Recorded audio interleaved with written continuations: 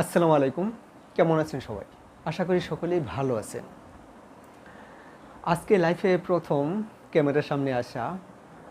আর এর কারণ হচ্ছে আমাদের একটা চ্যানেল আছে, আপনারা সবাই জানেন, আমাদের ভিডিওগুলো পছন্দ করেন। কিন্তু আপনাদের সাথে যদি আমাদের পরিচয় না থাকে তাহলে তো সম্পর্কটাও ভালো থাকে না।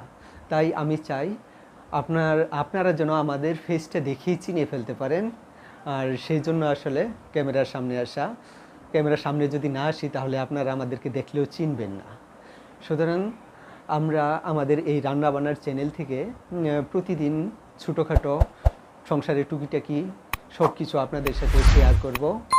আর যেহেতু আপনারা আমাদের চ্যানেলকে অনেক ভালোবাসেন, আমাদের ভিডিওগুলো পছন্দ করেন, তাই আশা করি আমাদেরকেও আপনারা একইভাবে সাপোর্ট করবেন। আর আমার হচ্ছে টেক রিলেটেড একটা চ্যানেল আছে।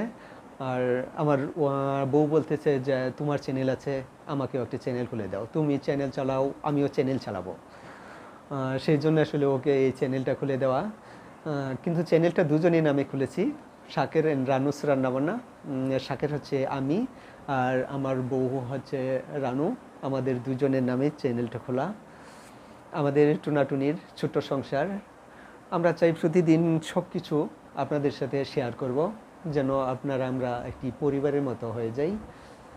আপনারাও আপনাদের সব কিছু আমাদের সাথে শেয়ার করবেন, আমরাও শেয়ার করব। প্রতিদিনের সময়টা ভালো কাটবে। আসসালামু আলাইকুম। আশা করি সকলেই ভালো আছেন। সবার সাথে মিলেমিশে চলতে, সবার সাথে সব কিছু শেয়ার করতে আমার খুব ভালো লাগে। কিন্তু শেয়ার করার মতো অত সুযোগ হয় না। আমাদের ফ্যামিলির ম্যাক্সিমামই যেহেতু গ্রামে থাকে, আমি ঢাকায় থাকি, আর সারা দিনের সময়টাও কাটতে চায় না। তাই আমি ভাবলাম ইউটিউবের মাধ্যমে আপনাদের সবার সাথে আমি সব কিছু শেয়ার করব। খুব ভালো একটা সময় কাটবে। আপনারাও কমেন্টের মাধ্যমে আপনাদের সব কিছু শেয়ার করবেন।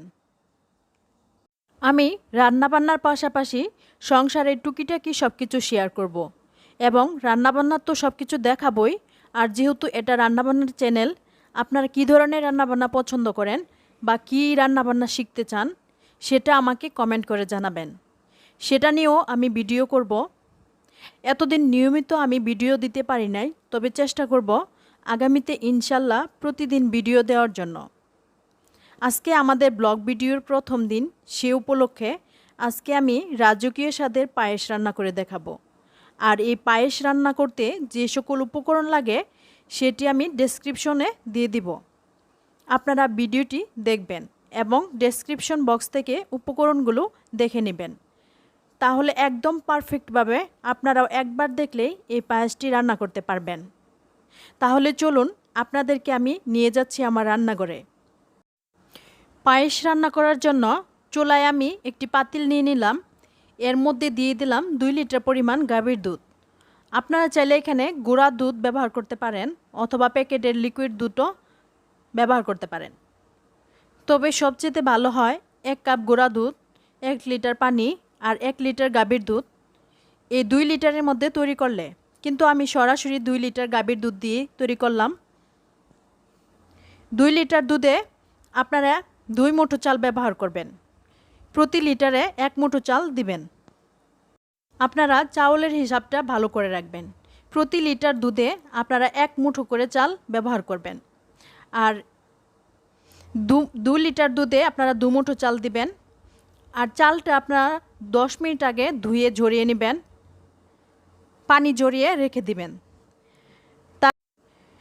চাউলটা 10 মিনিট আগে ধুয়ে নেওয়ার কারণ হলো যাতে করে চাউলটা ভালো করে ফুটবে। দুধটা দেওয়ার পরে আপনি চাউলটা দিয়ে দিবেন। দুধ এবং চাউল একসাথে ভালোভাবে ফুটবে। দুধে চাউলটা দিয়ে দেওয়ার পর আমি এখানে একটি তেজপাতা এবং 2টি এলাচ দিয়ে দিলাম। এভাবে আমি 5 মিনিট জাল দিব। 5 মিনিট জাল দেওয়ার পর এলাচ এবং তেজপাতাটা উঠিয়ে নেব। তারপর আমি দুধ আর চাল আধা ঘন্টা সময় রান্না করে নিব, ভালোভাবে ফুটিয়ে নিব। আজ খুব বৃষ্টি হচ্ছে। রান্নার পাশাপাশি আমি বাহিরের দৃশ্যটাও আপনাদের সাথে শেয়ার করব। আমার রান্নার জানালার পাশে ছোট্ট একটা পুকুর আছে এবং একটি ফলের গাছ আছে। এই ঢাকা শহরে এরকম প্রাকৃতিক দৃশ্য খুব কমই দেখা যায়। তবে আলহামদুলিল্লাহ আমার রান্নার পাশে আমার রান্নাঘরের পাশে সুন্দর একটি দৃশ্য আছে যা আমার রান্না করতে এসে মনটা জুড়িয়ে যায়। আপনাদের সাথেও একটু শেয়ার করব। আজকে আমি দুধের সরে সরে এই পায়েসটি রান্না করে দেখাচ্ছি আপনাদেরকে। একদম সহজ নিয়মে যে কেউ এই পায়েসটি রান্না করতে পারবে খুব সহজেই। ব্যাচেলার ভাই বোনেরা অথবা যে নতুন রাঁধুনিরাও আজকের এই পায়েসটি যদি পুরো ভিডিওটি দেখে, আশা করি তারাও পারবে এই পায়েসটি রান্না করতে। আপনারা যদি এভাবে বাসায় রান্না করে খান অথবা কোনো মেহমান আসলে এভাবে পায়েসটি রান্না করে আপ্যায়ন করেন, তাহলে দেখবেন আপনি অনেক বেশি প্রশংসিত হবেন। পায়েস রান্না করতে করতে আমি এবার আপনাদের সাথে আমার ব্যক্তিগত কিছু শেয়ার করি। আমি বিয়ের আগেই অনার্স মাস্টার্স কমপ্লিট করেছি। বিয়ে হয়েছে প্রায় 3 বছর হলো। আমরা করোনার লকডাউনে বিয়ে করেছি। আমার হাজব্যান্ড ব্যাংকে চাকরি করে, সে বেশি ছুটি পায় না। করোনায় বিয়ে করেছি বিদায় সে লম্বা একটা ছুটি পেয়েছিল, যেখানে ব্যাংক থেকে বিয়ের জন্য 1 সপ্তাহ ছুটি নেওয়া যায়নি, সেখানে সে প্রায় 2 মাস ছুটি পেয়েছে। করোনার এই ছুটিটা একমাত্র আমরাই পারফেক্টভাবে কাজে খাটাতে পেরেছি। আমাদের অ্যারেঞ্জ ম্যারেজ হয়, বিয়ের আগে কেউ কাকে দেখেনি। বিয়ের দিনে আমাদের প্রথম দেখা, এমনকি আমার হাজব্যান্ডও আমাকে বিয়ের আগে দেখতে যায়নি। উনি ওনার মা এবং বোনকে পাঠিয়েছিল, ওনারাই দেখেছে, কিন্তু আমার হাজব্যান্ড আমাকে আর দেখেনি। আমার শাশুড়ি আর আমার ননাস আমাকে দেখে পছন্দ করেছে। তখন আমার হাজব্যান্ড থাকে ঢাকায়। এর মধ্যে হঠাৎ করে করোনার ছুটি হয়, সে গ্রামে চলে আসে। আর তখন বিয়ের জন্য আমাদের এখানে প্রস্তাব দিয়ে ডেট ফাইনাল করে দেয়। ডেট ফাইনাল হয়েছে, কিন্তু বিয়ের বাজার করা নিয়ে হয়েছে বিরাট এক সমস্যা। লকডাউনের কারণে সব দোকানপাট বন্ধ। প্রতিদিন সেনাবাহিনীর লোক এসে একবার করে, কোনো দিন 2বার করেও টহল দিয়ে যায়। দোকানপাট খোলা থাকলেই সেনাবাহিনীর লোকজন জরিমানা ধরে, এমনকি শারীরিকভাবেও শাস্তি দেয়। 30 মিনিট মিডিয়াম আঁচে জাল দেওয়ার পর আমার পায়েস এরকম ঘন হয়ে আসছে। এর মধ্যে আমি চিনি অ্যাড করে দিব। আমি এখানে মেজারমেন্ট কাপের 1.5 কাপ পরিমাণ চিনি নিছি, তবে চিনিটা আপনারা স্বাদ মতো নেবেন। চিনিটা এখানে 1 কাপ হলেও চলে, আমি একটু বেশি পরিমাণ নিয়ে নিছি, কারণ মিষ্টিটা আমার হাজব্যান্ড একটু বেশি পছন্দ করে। চাল আর দুধটা যখন ফুটে ঘন হয়ে আসবে, তখন আপনারা এখানে চিনিটা অ্যাড করে নেবেন। যে কথা বলতেছিলাম, আমার হাজব্যান্ড আর আমার দেবর প্রতিদিন সকালবেলা বিয়ের বাজার করার জন্য বাজারে যেত, কিন্তু বাজারে ওঠার আগেই দেখে সেনাবাহিনীর গাড়ি দাঁড়িয়ে আছে। তা দেখে আবার দৌড়ে বাড়ি চলে আসে, আবার পরদিন যায়। একইভাবে সেদিনও বাজার করতে পারে নাই, বাড়ি চলে আসে। বেচারার বিয়ের ডেট ঠিক হয়ে গেছে, কিন্তু বিয়ের বাজার করতে পারে না।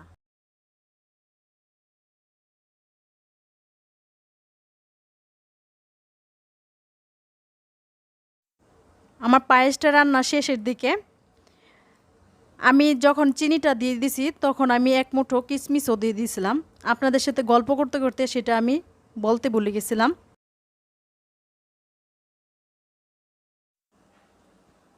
আমার পায়েস রান্না করা শেষ, এবার আমি সার্ভ করব। আর এই গল্পের বাকিটুকু আমি নেক্সট ভিডিওতে বলবো। প্রথমেই এখান থেকে একটু পায়েস একটি বক্সে উঠিয়ে রাখছি। আমার হাজব্যান্ডের বন্ধু কাছেই থাকে, ওনারাও আমাদের মতো টুনাটুনি ছোটো সংসার, সেও ব্যাংকে চাকরি করে, ওনাদের জন্য উঠিয়ে রাখলাম।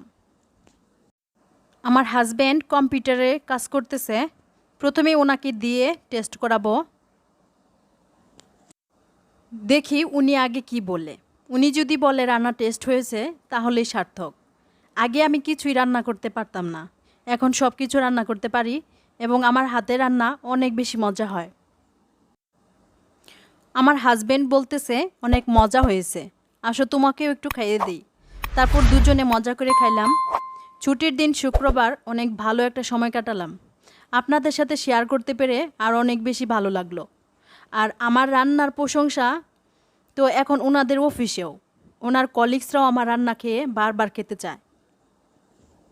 কালকে শনিবার, কালকেও ছুটির দিন। কালকে আমরা এক জায়গায় বেড়াতে যাব। জায়গাটি হচ্ছে ঢাকা, নারায়ণগঞ্জ এবং গাজীপুরের মাঝখানে একটি নদীর উপর দিয়ে যাব। সেখানে প্রাকৃতিক দৃশ্য খুবই ভালো লাগে, সেগুলো আপনাদের সাথে অবশ্যই শেয়ার করব। সেখানে যাওয়ার সময় নদীর উপর দিয়ে নৌকা দিয়ে যেতে হয়। আমি যদিও সাঁতার জানি না, খুব ভয় লাগে, তবুও ওইখানে যেতে মন চায়, লোভ সামলাতে পারি না। শুক্রবার না হলে শনিবার সেখানে যেতেই হয়। মিষ্টি সত্যি খুব মজা হয়েছে। আপনারা এইভাবে রেসিপিটি ফলো করবেন। আশা করি যারা নতুন রাঁধুনি তারাও এই পায়েসটি ভালোভাবে রান্না করে নিতে পারবেন। আর যারা ব্যাচেলার ভাইরা আছেন তারা এই রেসিপিটি ফলো করলে খুব ভালো করেই মজা করে পায়েসটি রান্না করতে পারবেন। আমার ভিডিওটি ভালো লাগলে অবশ্যই লাইক দিতে বলবেন না, আর আমার চ্যানেলটি সাবস্ক্রাইব করে রাখবেন। দেখা হবে রান্নাবান্না নতুন আরেকটি ভিডিওতে। আর তার মাঝে আরেকটি কথা বলে রাখি, আপনি যদি রান্নাবান্নার নতুন নতুন ভিডিও পেতে চান, বা আপনি নতুন রান্না শিখতে চান, বা নতুন রান্নার কোনো রেসিপি চান, তাহলে অবশ্যই আমাকে কমেন্ট করে জানাবেন। আমি সেই বিষয়ে রান্না করে আপনাদেরকে দেখাবো। তো আজকে এখানেই বিদায় নিচ্ছি। দেখা হবে রান্নাবান্না নতুন আরেকটি ভিডিওতে। সে পর্যন্ত অনেক বেশি ভালো থাকবেন, সুস্থ থাকবেন। আল্লাহ হাফেজ।